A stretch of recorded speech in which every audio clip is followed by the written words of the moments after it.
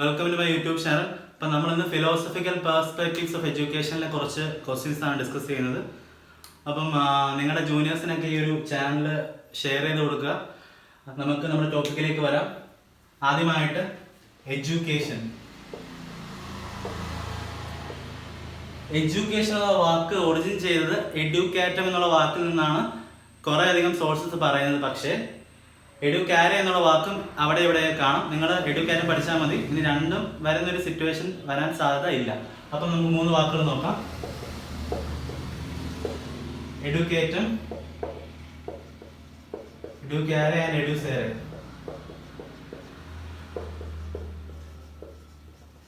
അപ്പം ഇ എന്നുള്ള വാക്കിന്റെ അർത്ഥം ഫ്രം ഇൻവേർഡ് ടു ഔട്ട്വേർഡ് എന്നാണ് ഇ എന്നുള്ള വാക്കിന്റെ അർത്ഥം. ഇനി ഡ്യൂക്കോ എന്നുള്ള വാക്കിന്റെ അർത്ഥം ഡെവലപ്പിംഗ് എന്നാണ്. ഡ്യൂക്കോ എന്നുള്ള വാക്കിന്റെ അർത്ഥം ഡെവലപ്പിംഗ് എന്നാണ്.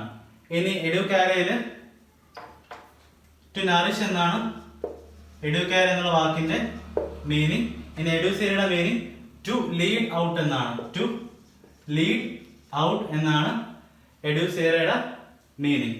ഇനി അടുത്തതായിട്ട് ഏജൻസീസ് ഓഫ് എഡ്യൂക്കേഷൻ. പ്രധാനമായിട്ട് 3 ഏജൻസിയാണ് നമ്മൾ ബി എഡിന് പഠിക്കുന്നത്. ഒന്നാമതായിട്ട് formal agency, informal agency, non formal agency. ഇതിന്റെ എക്സാമ്പിൾസും ഒരു കേസ് ഓഫ് ഡിസ്പ്യൂട്ട് ആണ്. കാരണം കൃത്യമായിട്ട് എവിടെയും പറഞ്ഞു വെച്ചിട്ടില്ല ഏതൊക്കെയാണ് ഈ 3-ല് പെടുന്നതെന്ന്. അപ്പം സ്കൂൾ എന്തായാലും ഫോർമൽ ഏജൻസിയാണ്. ഒരു കൃത്യം കരിക്കുലം ഒക്കെ വെച്ച് കൃത്യം സിലബസ് ഒക്കെ വെച്ച് പഠിപ്പിക്കുന്ന സ്കൂളും യൂണിവേഴ്സിറ്റീസും ഒക്കെ ഫോർമൽ എഡ്യൂക്കേഷൻ എക്സാമ്പിൾ ആണ്. ഇനി ഫോർമൽ സെറ്റിംഗ്സ് ഒന്നും ഇല്ലാതെ നടക്കുന്ന ക്ലാസ്സുകളാണ് നോൺ ഫോർമൽ ഏജൻസി. ഇപ്പോൾ ഒരു ഗൈഡൻസ് ക്ലാസ്സുകളാവാം, അല്ലെങ്കിൽ ഒരു കുട്ടികൾക്കുള്ളൊരു എന്താ പറയുന്ന ഒരു എക്സ്പേർട്ടിന്റെ ക്ലാസ് ഒക്കെ നോൺ ഫോർമൽ എഡ്യൂക്കേഷന് കീഴിൽ വരുന്നതാണ്. ഇനി ഇൻഫോർമൽ നോക്കുക, നമ്മുടെ സൊസൈറ്റിയിലും ഫാമിലിയിലും ഒക്കെ നമ്മുടെ പെരുമാറ്റം അല്ലെങ്കിൽ നമ്മുടെ സംസാരത്തിൽ നിന്ന് കുട്ടികൾ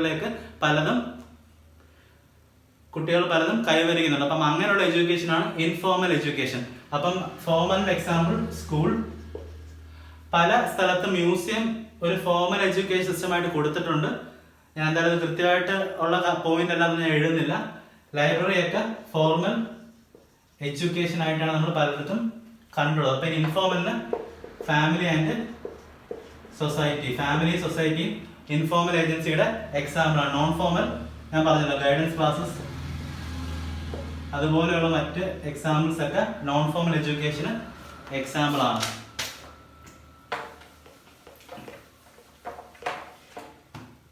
ഇനി അടുത്തത് വേൾഡ് ലിറ്ററസി ഡേ. സെപ്റ്റംബർ 8 ആണ് വേൾഡ് ലിറ്ററസി ഡേ. ഇനി നമുക്ക് ഇതിനോടൊപ്പം ചേർത്ത് വെച്ച് പഠിക്കേണ്ട മറ്റൊരു പോയിന്റ് ആണ് ഇൻഡിപെൻഡൻസിന്റെ സമയത്തുള്ള നമ്മുടെ ഇന്ത്യയുടെ ലിറ്ററസി റേറ്റ് ആണ്. 15 to 20% ആയിരുന്നു ഇന്ത്യയുടെ literacy rate at the time of independence. എന്ന് ഓർത്ത് വെച്ചേക്കുക, പലയിടത്തും കണ്ടിട്ടുണ്ട്.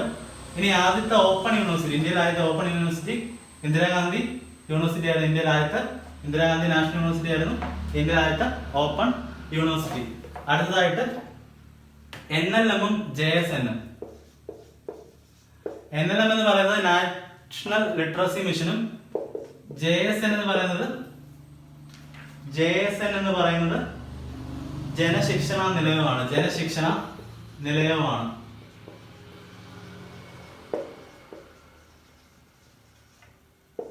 അധികം കണക്ട് ചെയ്ത് പഠിപ്പിക്കുന്ന സ്ഥിരമുള്ള രീതി ഈ ഒരു ടോപ്പിക്കിൽ പറ്റില്ല. അപ്പം പറ്റുന്നത്ര കണക്ട് ചെയ്ത് പഠിപ്പിക്കാം. ബാക്കിയുള്ള ജസ്റ്റ് മെൻഷൻ ചെയ്ത് പോകാം. അടുത്തതായിട്ട് ഗാന്ധിജി പറഞ്ഞു വെച്ചിട്ടുള്ള പ്രധാനപ്പെട്ട 2 കോട്ടാണ്. ഒന്നാമതായിട്ട് end of all knowledge must be building up of character. End of all knowledge must be building up of character. സ്വഭാവ രൂപീകരണമായിരിക്കണം എല്ലാ വിദ്യാഭ്യാസത്തിന്റെയും അവസാനത്തിൽ സംഭവിക്കേണ്ടത് എന്നുള്ളതാണ് ഗാന്ധിജി ആദ്യം പറഞ്ഞ കോട്ട്. രണ്ടാമത്തത് എഡ്യൂക്കേഷൻ എന്ന് പറയുന്നത് all-round development of mind, body and spirit എന്നുള്ള രണ്ടാമത്തെ അതിപ്രശസ്തമായിട്ടുള്ള വാചകവുമാണ് ഗാന്ധിജിയുടെ 2 കോട്ട് നമ്മളിവിടെ പഠിച്ചു വെക്കുന്നത്. ഇനി മൂന്നാമതായിട്ട് വിവേകാനന്ദ പറഞ്ഞു വെച്ചൊരു കോട്ടുണ്ട്. Education is a manifestation of perfection already existing in man. Education is a manifestation of perfection already existing in man. അപ്പം ഈ 3 കോട്ടും മറക്കാതെ ഓർത്ത് വെച്ചേക്കാം. പല എക്സാംസിനും ചോദിച്ച് കണ്ടിട്ടുണ്ട്. നമുക്കിനി അടുത്തതായിട്ട് ഫിലോസഫിയെ കുറിച്ച് പഠിക്കാം. ഫിലോസഫി ഫിലോസഫി എന്നുള്ള വാക്ക് ഫിലോസോഫിയ എന്നുള്ള ഗ്രീക്ക് വാക്കിൽ നിന്നാണ് വന്നത്. അപ്പം phileo means love and sophia means wisdom. അപ്പൊ ലവ് ഓഫ് വിസ്ഡം എന്നാണ് ഫിലോസഫിയുടെ അർത്ഥം. ലവ് ഓഫ് വിസ്ഡം എന്നാണ് ഫിലോസഫിയുടെ അർത്ഥം. ഇനി പ്രധാനപ്പെട്ട ഫിലോസഫിക്കൽ ബ്രാഞ്ചസ് ആണ്. ഒന്നാമതായിട്ട് മെറ്റാഫിസിക്സ്. അപ്പം സ്റ്റഡി ഓഫ് യൂണിവേഴ്സുമായിട്ട് റിലേറ്റഡ് ആണ് മെറ്റാഫിസിക്സ്. രണ്ടാമതായിട്ട് എസ്തെറ്റിക്സ്.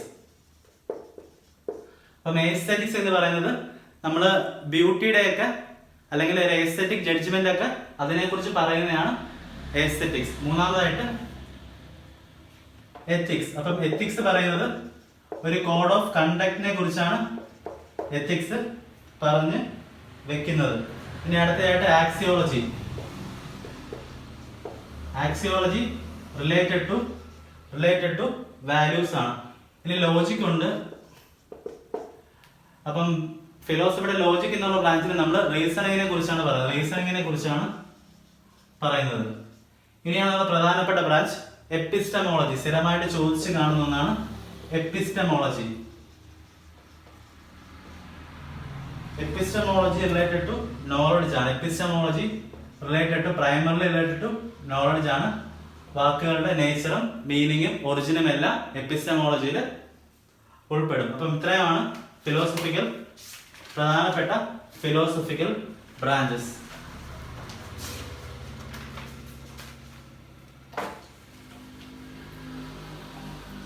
നമുക്ക് ഫിലോസഫിയിലെ കുറച്ച് ക്വസ്റ്റ്യൻസ് വർക്ക്ഔട്ട് ചെയ്യാം. ഒന്നാമതായിട്ട് ഫിലോസഫിയുടെ അർത്ഥം നമ്മൾ പറഞ്ഞത് ലവ് ഓഫ് വിസ്ഡം എന്നാണ്. ഒന്നാമതായിട്ട് ഫിലോസഫിയുടെ മീനിങ് ലവ് ഓഫ് വിസ്ഡം എന്നാണ്. രണ്ടാമതായിട്ട് according to idealism objective of education is to realize oneself. അപ്പൊ സെൽഫ് റിയലൈസേഷൻ ആണ് ഐഡിയലിസത്തിന്റെ പ്രധാനപ്പെട്ട ഒബ്ജക്റ്റീവ്. സെൽഫ് റിയലൈസേഷൻ ആണ്. അടുത്തതായിട്ട് സോഷ്യൽ എഫിഷ്യൻസി എന്നുള്ള വാക്ക് പ്രാഗ്മാറ്റിസവുമായിട്ട് റിലേറ്റഡ് ആണ്. സോഷ്യൽ എഫിഷ്യൻസി എന്നുള്ള വാക്ക് പ്രാഗ്മാറ്റിസവുമായിട്ട് റിലേറ്റഡ് ആണ്. അപ്പം സെൽഫ് റിയലൈസേഷൻ ഐഡിയലിസം ആണ്.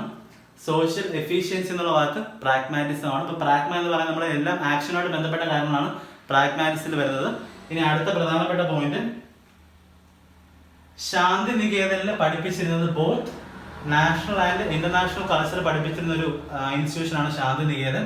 Both national and international aspects culture ഒക്കെ പഠിപ്പിച്ചിരുന്ന ഒരു ഇൻസ്റ്റിറ്റ്യൂഷൻ ആണ് ശാന്തി നികേതൻ. ഇനി അടുത്തതായിട്ട് റൂസോ. അപ്പം റൂസോയെ കുറിച്ച് പറയുമ്പോൾ നമുക്ക് പ്രധാനമായിട്ട് അറിഞ്ഞിരിക്കേണ്ടത് നെഗറ്റീവ് എഡ്യൂക്കേഷൻ കൊണ്ടുവന്നത് റൂസോ ആണ്. പിന്നെ man is born free but everywhere he is in chains എന്നുള്ള പ്രശസ്തമായ വാചകം പറഞ്ഞതും റൂസോ തന്നെയാണ്. Man is born free and he is in chain everywhere എന്നുള്ള പ്രശസ്തമായ വാചകം പറഞ്ഞതും റൂസോ ആണ്. ഇനി ബാക്ക് ടു നേച്ചർ തിയറിസ്റ്റ് എന്നറിയപ്പെട്ടതും റൂസോ ആണ്. ബാക്ക് ടു നേച്ചർ തിയറിസ്റ്റ് എന്നറിയപ്പെട്ടതും റൂസോ ആണ്. അപ്പം പ്രധാനപ്പെട്ട 3 പോയിന്റ് റൂസോയെ കുറിച്ച്. നെഗറ്റീവ് എഡ്യൂക്കേഷൻ കൊണ്ടുവന്ന റൂസോ ആണ്. രണ്ടാമതായിട്ട് man is born free but everywhere he is in chains എന്ന് പറഞ്ഞത് റൂസോ ആണ്. മൂന്നാമതായിട്ട് ബാക്ക് ടു നേച്ചർ തിയറിസ്റ്റ് എന്നറിയപ്പെട്ടതും റൂസോ ആണ്.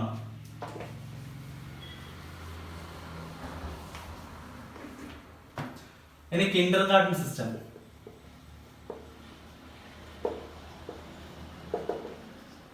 കിൻഡർഗാർട്ടൻ സിസ്റ്റത്തിന്റെ ഫാദർ എന്നറിയപ്പെട്ടത് ഫ്രോബൽ ആണ്. കിൻഡർഗാർട്ടൻ സിസ്റ്റത്തിന്റെ ഫാദർ എന്നറിയപ്പെട്ടത്. ഒന്നാമത്തെ പോയിന്റ്. രണ്ടാമത്തെ പോയിന്റ് ഫ്രോബൽ തന്നെയാണ് come let's live for children എന്നുള്ള വാചകം പറഞ്ഞത്. Come let's live for children എന്നുള്ള വാചകം പറഞ്ഞ് വെച്ചത്.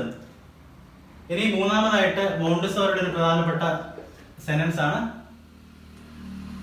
The aim of education is life itself, not preparation for life. നമ്മൾ പലയിടത്തും പഠിച്ചിരിക്കുന്ന ഒരു കാര്യമാണ്. എഡ്യൂക്കേഷൻ എന്ന് പറയുന്നത് നമ്മൾ ജീവിക്കാൻ പഠിക്കുകയാണ്. അപ്പം മോണ്ടിസോറി പറഞ്ഞത് education is it self life, അല്ലാതെ പ്രിപ്പറേഷൻ ഓഫ് ലൈഫ് അല്ല എന്നാണ് മോണ്ടിസോറി പറഞ്ഞ് വെച്ചത്. ഓർത്തിരിക്കുക ഇത്രയും സെന്റൻസുകൾ, ഇത്രയും കോട്ടുകളെല്ലാം ഓർത്തിരിക്കുക. അടുത്ത പ്രധാനപ്പെട്ട point, father of critical pedagogy എന്നറിയപ്പെട്ടത് പൗളോ ഫ്രയർ ആണ്. ഫാദർ ഓഫ് ക്രിട്ടിക്കൽ പെഡഗോഗി എന്നറിയപ്പെട്ടത്. അദ്ദേഹവുമായിട്ട് ചേർത്ത് വെച്ച് തന്നെ പഠിക്കുന്ന മറ്റൊരു പോയിന്റ് ആണ്, education is an act of love than an act of courage. Education is an act of love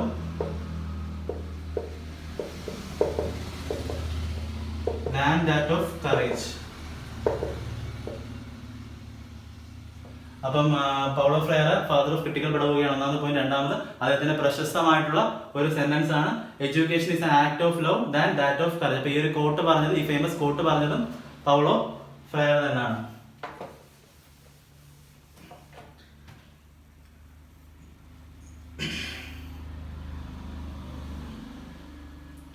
ഇനി അടുത്ത പ്രധാനപ്പെട്ട point, father of idealism എന്നറിയപ്പെട്ടത്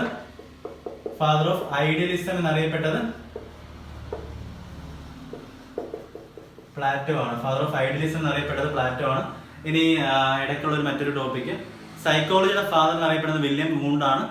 father of modern psychology എന്നറിയപ്പെടുന്നത് ഫ്രോയിഡുമാണ്. ഈ ഒരു ടോപ്പിക്കിൽ ഒത്തിരി സംശയങ്ങൾ നിലനിൽക്കുന്നുണ്ട്. പക്ഷെ ഒട്ടുമിക്ക സോഴ്സിലും പറയുന്നത് ഇതാണ്, father of psychology William Wundt, father of modern psychology Freud എന്നാണ് പറയുന്നത്. അതിന്റെ ആധികാരികത എത്രത്തോളം എനിക്ക് അറിയത്തില്ല, പക്ഷെ ജസ്റ്റ് ഒന്ന് ഓർത്ത് വെച്ചേക്കുക. അടുത്തതായിട്ട് ചിൽഡ്രൻ ഹൗസസ്.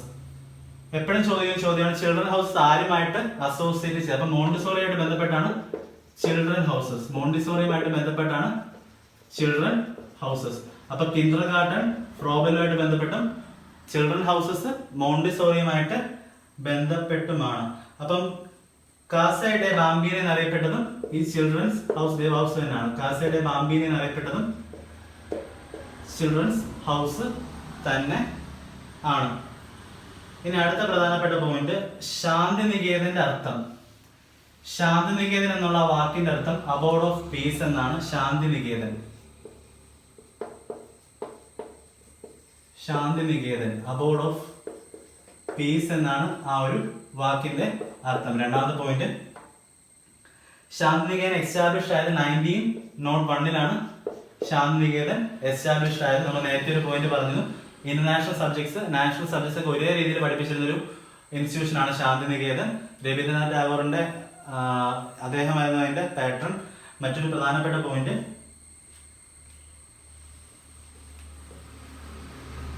ഇനി ഐഡിയലിസ്റ്റിക് ഫിലോസഫർ എന്നറിയപ്പെട്ടത് പ്ലേറ്റോ ആണ്. ഐഡിയലിസ്റ്റിക് ഫിലോസഫർ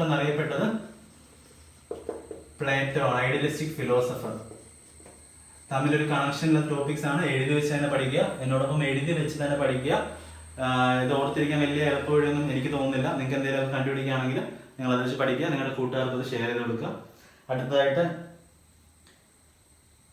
പ്രോജക്ട് മെത്തേഡ് കൊണ്ടുവന്നത് പ്രാഗ്മാറ്റിസ്റ്റുകളാണ്.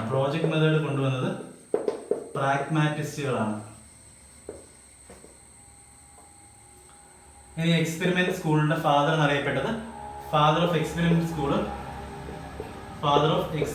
സ്കൂൾ ജോൺ ഡൂയി ആണ്. Father of experimental school John Dewey ആണ്. അപ്പം പലരും ഈ വീഡിയോസ് ഒരു അവസാന സോഴ്സ് ആയിട്ട് കാണുന്നുണ്ട്. നിങ്ങൾ അങ്ങനെ പഠിക്കാതെ നിങ്ങളുടെ ഫ്രീ ടൈമിൽ മാത്രം ജസ്റ്റ് കാണുക. ഇത് മാത്രം പഠിച്ചു കഴിഞ്ഞാൽ ഓക്കെ, ഓൺലൈൻ എക്സാം പാസ്സാവാനുള്ള ചാൻസ് ഹൈ ആണ്. പക്ഷെ നമ്മൾ വിട്ടുപോകുന്ന അല്ലെങ്കിൽ കമ്പയർ ചെയ്ത് പഠിക്കേണ്ട മറ്റൊത്തിരി ടോപ്പിക്സ് ഉണ്ട്. അപ്പൊ അതുകൂടി നോക്കി വെക്കുക. ഇനി അടുത്തതായിട്ട് gift and occupations instructional materials ഉപയോഗിച്ചത് ഫ്രോബൽ ആണ്. Gift and occupations instructional material ഉപയോഗിച്ചത് ഫ്രോബൽ ആണ്.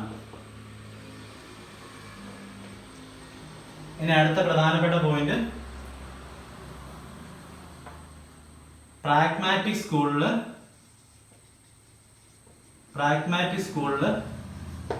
ചൈൽഡ് ആക്റ്റീവ് ലേണർ ആയിരിക്കുമോ പാസീവ് ലേണർ ആയിരിക്കുമോ? പലപ്പോഴും മാറ്റി നിർത്തി ചോദിക്കുന്നതാണ്.